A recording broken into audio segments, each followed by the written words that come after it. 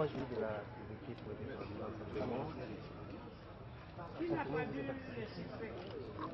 Oui, d'ailleurs, je dois vous dire ici que j'ai été chargé par le Rassemblement pour informer l'autorité publique de la tenue de cette manifestation.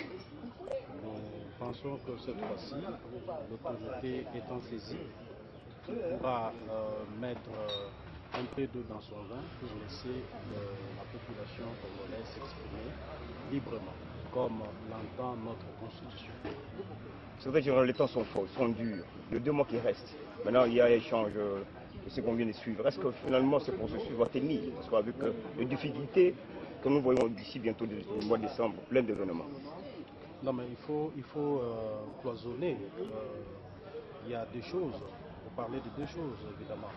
Il y a l'organisation interne de la plateforme ADU qui prévoit l'alternance chaque 2 mois parce que nous avons vidé la difficulté qu'il y avait au sein de plusieurs plateformes, surtout concernant le leadership. Nous avions voulu que ce soit de manière rotative la gestion de cette plateforme. Et aujourd'hui, je suis l'homme le plus heureux que le règlement intérieur que nous avons mis sur pied ensemble aujourd'hui est respecté. Et cette alternance ne peut que nous réjouir. D'ailleurs, ma présence en ces lieux prouve à quel niveau nous portons cette plateforme dans notre cœur, étant donné qu'ils sont nos amis. Et les actions que le Rassemblement doit mener, accompagné par l'ensemble de notre peuple qui est fatigué du régime de M. Kabila, ce régime qui appauvrit, qui avilit le peuple congolais. Ce régime prédateur et compradoriste qui n'a aucune compassion pour le peuple. Et nous demandons pour cela à notre peuple de s'assumer dès à présent. Parce qu'on ne libère jamais un peuple. Un peuple se libère. Nous, en tant que leaders politiques, nous avons fait notre part de contrat, nous avons sensibilisé, nous avons pris notre courage de défier ces régimes sur tous les fronts.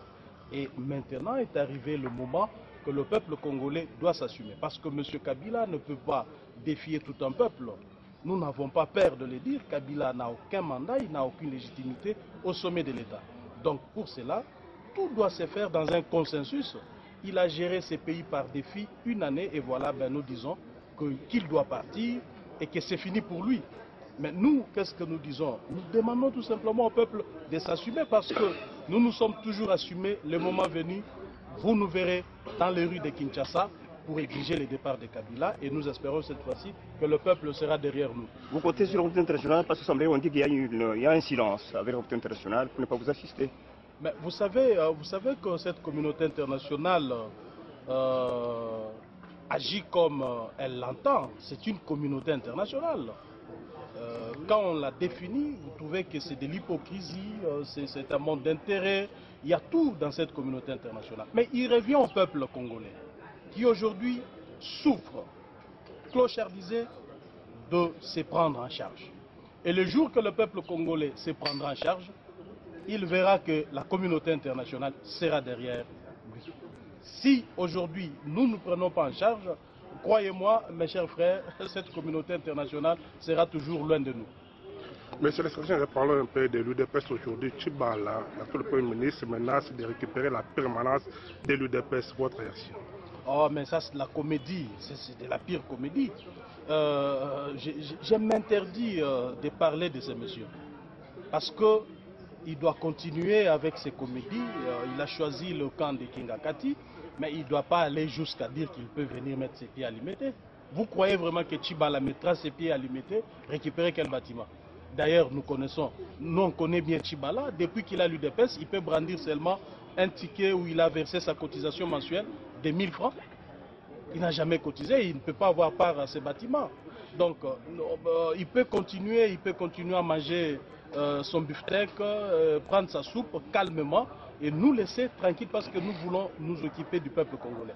Si il va mener ses bêtises chez nous, il nous rencontrera sur son chemin. Et d'ailleurs, je vous dis, c'était juste de show qu'il faisait parce qu'il a perdu pédale, il ne sait pas quoi dire, il peut raconter des salades aux gens. Mais croyez-moi, l'UDPS est avec nous, nous nous retrouvons vraiment au milieu de la base de ces partis, et la base de ces partis. Il ne peut pas prétendre en même temps être kabyliste et venir souiller ces temples qu'on a baptisés temples de la démocratie. Mais qu'a-t-il fait depuis qu'il est Premier ministre? C'est le plus modique des Premiers ministres que ce pays n'ait connu. C'est un figurant. Tchibala n'a pas le pouvoir d'un vice-ministre du PPRD dans son gouvernement-là. Je vous le jure que Tchibala n'a aucun pouvoir sur un vice-ministre de la majorité présidentielle.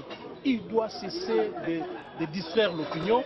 Ce n'est pas ce Tchibala que nous connaissons qui va nous intimider parce qu'il est Premier ministre aujourd'hui. Vous, tu penses que nous, à l'UDPS, on aura peur de Tchibala parce qu'il est Premier ministre? Quel type de Premier ministre il est? Donc, il doit arrêter avec cette bêtise. Nous l'attendons, mais je crois que c'était juste des shows. Il voulait amuser la galerie et on peut passer à autre chose. Si j'ai le mot de incessamment, vous savez, j'ai pris 3 actes dans ce sens, parce que quand on parle d'un congrès, ça suppose qu'il doit être préparé. C'est ainsi que je pris des décisions, instituant d'abord ces cadres, nommant le membre de la commission préparatoire, et dans un mois, ils me feront un rapport et nous apprécierons ensemble avec les autres collègues de la présidence du parti et on se décidera. Donc vous serez tenus informés de la date au moment venu. Votre mot de la fin? Oui, mais j'appelle le peuple congolais à ne pas nous décevoir parce que partout au monde,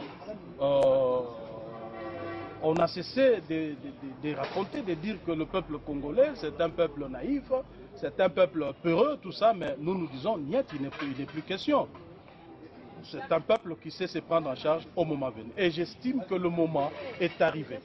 Voyez ce qui est arrivé au marché, au grand marché avec cette histoire des Chinois. Vous savez, ça se raconte partout. Un Chinois a terrassé des milliers de Congolais et c'est là et dans tous les réseaux sociaux que c'est l'image même d'un peuple terrorisé, d'un peuple qui a peur de n'importe quoi. Mais j'ai dit non. Le peuple congolais doit prendre conscience, c'est maintenant ou jamais. Sinon, si Kabila ne partait pas au terme du 31 décembre de cette année, croyez-moi, nous serons esclaves de ce régime, esclaves de cette oligarchie pour longtemps. Merci beaucoup. Merci. Okay. En termes de rotation, du fait qu'on a commencé il y a 2 mois, et je viens de remplacer l'honorable Cyprien. Et je suis là pour 2 mois aussi. Donc je pense que je vais céder le bâton le 16 février. Est-ce qu'on peut connaître les axes de votre mandat? Le plus grand défi à relever, vous l'avez dit, mais ça se concentre sur quoi? Je pense, vous avez suivi mon discours, nous sommes en train de nous battre pour l'alternance et une démocratie dans notre pays. Et vous sentez que à l'allure où nous allons, nous sommes en train de rentrer dans une dictature. Hier, on a clôturé la session à minuit avec une loi votée, une loi complaisante qui a été votée par la majorité. Je pense que ceux qui étaient dans la salle ont vu qu'il n'y avait même pas un seul député de l'opposition. Le Sénat a rejeté certains articles de cette loi, mais malgré tout, comme vous savez, l'Assemblée nationale a utilisé l'article 135 et finalement la loi a été votée. Et donc nous nous battons contre tout cela. Et 2 mois, c'est suffisant? 2 mois, c'est peut-être pas suffisant, mais vous savez que il faut apprendre à céder le fauteuil. C'est le conseil que je peux donner aussi à certains. Et la personne qui pourra me remplacer valablement. Et le 16 février, je vous donne rendez-vous le 16 février, on se retrouvera ici et je céderai mon bâton sans complaisance à un prochain parti politique qui fera le travail comme moi. Madame, là, vous le dites, Biambo, le 19, il y a une marche, mais il semble d'autres langues. Pour dire que le 30, le mouvement que vous avez lancé a échoué. Quand dites-vous? Maintenant, vous allez descendre sur le terrain les 19. Quelle stratégie? On ne va pas se fatiguer, monsieur. Même s'il y a des échecs, il faut avoir des échecs pour réussir finalement quelque part.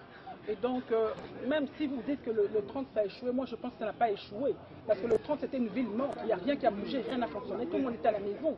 Et je peux vous rappeler aussi que le jeudi, tout Kinshasa a vibré au son des marmites.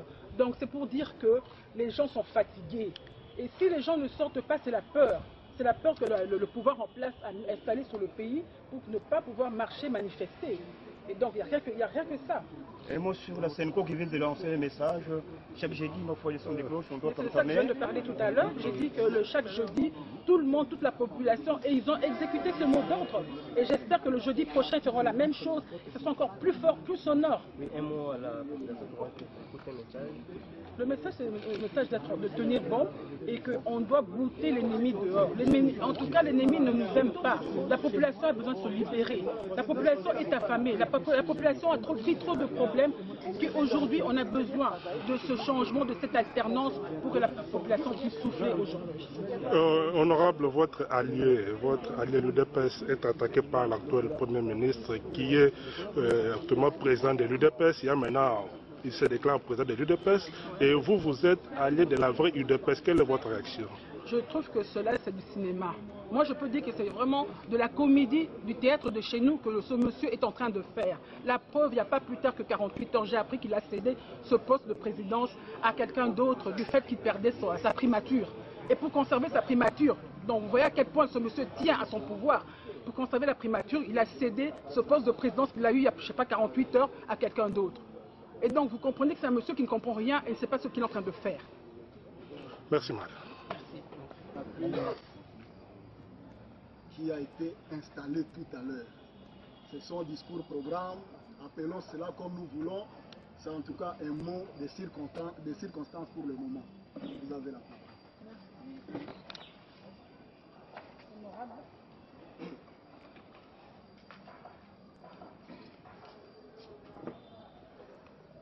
Monsieur le secrétaire général de l'Union pour la démocratie et le progrès social, Monsieur le coordonnateur sortant, chers camarades membres du comité sortant, Mesdames et Messieurs responsables des partis politiques et associations de la DU, Mesdames et Messieurs, distingués invités en vos titres et qualités,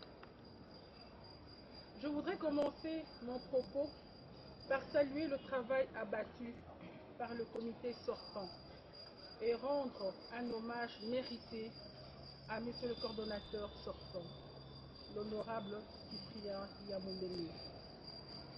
Ce comité a su conduire avec sagesse, vitalité et engagement notre regroupement politique au cours de ces 2 derniers mois. Ce travail qui a reflété le sens de notre combat politique nous a permis de resserrer nos rangs face à la tentation de déstabilisation et d'affaiblissement des plateformes qui composent les alliés de l'UDPS. Je tiens à vous remercier au nom de tous les camarades, ainsi qu'à celui de nos alliés du RASOP. Je voudrais également féliciter l'esprit républicain qui a animé le comité sortant, parce qu'il a su respecter, au terme de son mandat de 2 mois, les dispositions de la charte ainsi que du règlement intérieur de notre regroupement politique en acceptant cette alternance à la fin de ce mandat rotatif.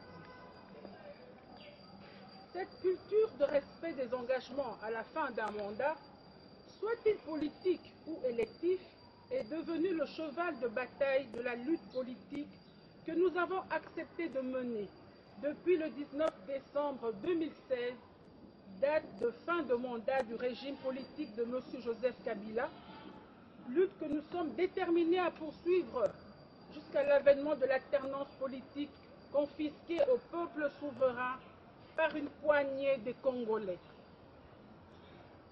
Mesdames et Messieurs, je prends la tête de notre regroupement politique à une période cruciale de l'histoire de notre pays, caractérisée par le refus du pouvoir en place d'organiser les élections conformément à la Constitution et l'accord politique signé le 31 décembre 2016 au Centre interdiocésain. La non-application du dit accord traduit la volonté des dirigeants actuels qui ne tiennent coûte que coûte qu'à se maintenir au pouvoir en violation de tout consensus politique. Face à cette triste réalité, nous avons la responsabilité historique de relever le défi de l'alternance en s'inscrivant dans le schéma d'une transition sans Kabila qui constitue pour l'ensemble de notre peuple une solution à la crise artificiellement créée par les ennemis de la République.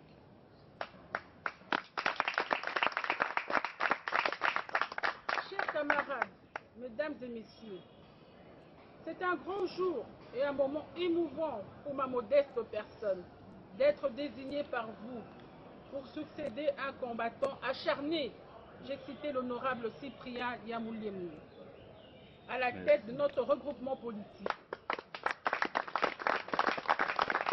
Car c'est la toute première fois qu'une femme politique soit désignée pour le conduire. J'adresse ma gratitude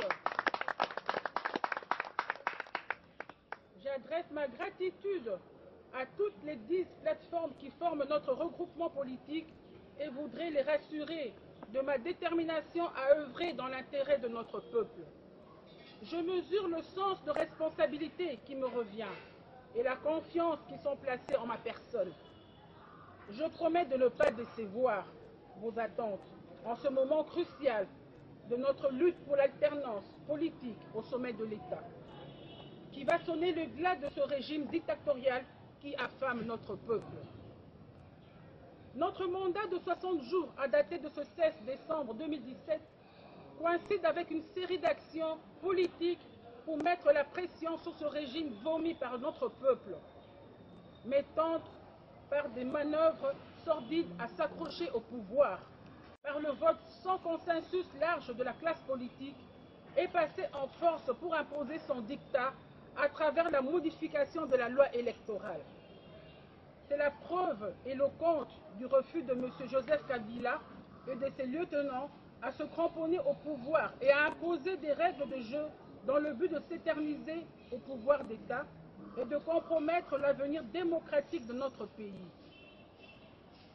Nous demandons à notre peuple d'être vigilant face aux manœuvres de la majorité présidentielle au pouvoir et lançons l'appel afin de leur barrer la voie sur toute dérive dictatoriale bannie par notre Constitution. Ainsi, déjà ce 19 décembre 2017, nous devrons nous mobiliser pour la marche de protestation contre le maintien de Joseph Kabila après le 31 décembre 2017.